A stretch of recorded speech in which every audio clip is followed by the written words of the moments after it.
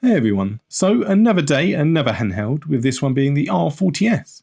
As Oscar Wilde once said, imitation is the sincerest form of flattery, and if that is indeed the case, Powkiddy's RGB30 must be extremely flattered by the R40S here. We do have a joystick-centered design, some new colour schemes, as well as some other differences here and there, one or two which could potentially be argued for better, I guess, while the vast majority being for much, much worse. We'll cover all those later, but essentially we've got another budget square-screened handheld, coming in as low as $50 during the recent Choice Day sales. So, to the surprise of no one, the R40S sports the same chip as the Powkiddy RGB30 with the RK3566. This would, in theory, give us access to some but not all of the Nintendo 64 and Dreamcast catalogues, except for the fact that the R40S struggles straight out of the box with those, capping in at around the Nintendo DS catalogue. Otherwise, we've got Bluetooth and Wi-Fi, 1GB of RAM, an admittedly beautiful 4-inch 720 by 720 display, a pretty decent 4000 mAh battery, a weight of just over 200 grams, and a pretty heavily unoptimized version of the otherwise great R40S straight out of the box. So rather than bringing up the RGB30 comparison over and over again, I just thought I'd compare them essentially side by side during my first impressions section. We of course have the control layout flipped, as well as a great emphasis to the start and select buttons, while unfortunately dropping the front-facing speakers in favour of having them down-facing here. From the top-down view, we've got some truly terrible shoulder buttons, as well as the volume buttons that have been swapped around, a mini HDMI out port, as well as the reset and power buttons. From the underneath view, we've got the speaker grills, 2 USB-C ports, the headphone jack, as well as 2 microSD card slots. Overall, the R40S red and white colour scheme does look great to me, but it does feel okay initially too, and gives a pretty good first impression. That is, of course, until you actually touch the controls. Unfortunately, there's no getting around the fact that the controls of the R40S are by far the biggest disappointment of the whole handheld. The D-pad, while having a good feel to it physically, sinks terribly into the shell with the slightest amount of pressure, and this causes missed inputs on an incredibly irregular basis, making it feel not very responsive at all. The face buttons suffer from a very similar fate, sinking straight into the shell with the tiniest amount of pressure applied, making them near impossible to react to button mashing, but at the very least feel more responsive to the D-pad. I was still missing the odd input with the face buttons, but on a much smaller scale when compared to the D-pad. The joysticks, despite being the standard Switch style sticks, are easily the most reliable of all the controls, with the biggest disappointment, by far, being the R1 and L1 shoulder buttons. These things, straight out of the box, must have registered once every 10 or so presses, and that's being generous. They're that bad and gave no indication of a button press at all. They're essentially unusable straight out of the box and pretty much require you to open the handheld up and apply some layers of tape to them to be able to raise them high enough to actually be able to register a button press. How on earth this was missed is beyond me, and it's incredibly disappointing as it completely ruins the control scheme. I actually opened my R40S up as I assumed mine must have just arrived broken, but unfortunately the switches themselves are so thin and aimed at such an angle that the plastic of the buttons simply struggles to reach them straight out of the box. What's ridiculous is the controls fare so much better with some layers of tape applied to pretty much all of the inputs, and it's such an easy fix that it's just so frustrating that this was missed in the first place. So essentially, unless you're prepared to jump in and apply layers of tape to pretty much all of the controls yourself, the out-of-the-box controls for the R40S are absolutely terrible. Additionally disappointing is the out-of-the-box stock firmware. This seems to be a build of RCOS, which in itself is a great OS, but the version the R40S comes shipped with unfortunately has a few annoyances and quirks. Firstly, some of the systems are set up as if the screen has a 4:3 ratio instead of its 1:1. So on the 1:1 systems like GameGear or Game Boy Color, you've got to jump into RetroArch and change the video configs yourself to make the most out of its good screen. Otherwise, there's some audio issues, all sorts of missing BIOS files that causes emulators to run slow, and completely unoptimized Dreamcast and Nintendo 64 setups. The actual RCOS base is solid at least, so those who are prepared to tinker can and will get better results, but it's certainly a disappointing out-of-the-box experience initially. Thankfully, the video out works well, although you do need to restart the handheld or start it up fresh, plugged into your external screen. Bluetooth and Wi-Fi work well, although they are tucked away in the tools section of RCOS, but are relatively easy to set up and play. So I'll cut some gameplay footage now and summarise back up at the end.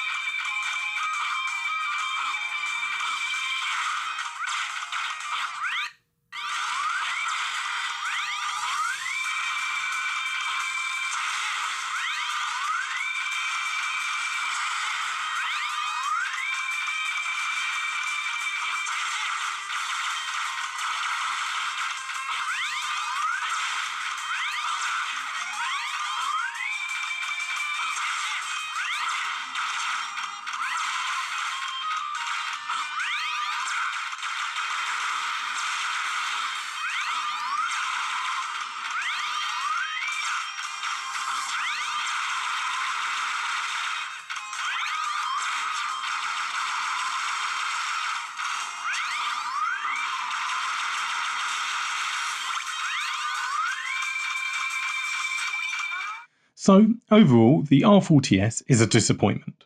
What could have easily been a budget-friendly alternative to Powkiddy's RGB30 is absolutely hampered by its terrible out-of-the-box controls, and the confusing stock firmware setup just completely ruins its good first impressions. If you're willing to put in the work, there is a potential for a good handheld here, but you can easily just get a much better alternative with Powkiddy's RGB30. Well, that's it for now. Thanks so much for watching.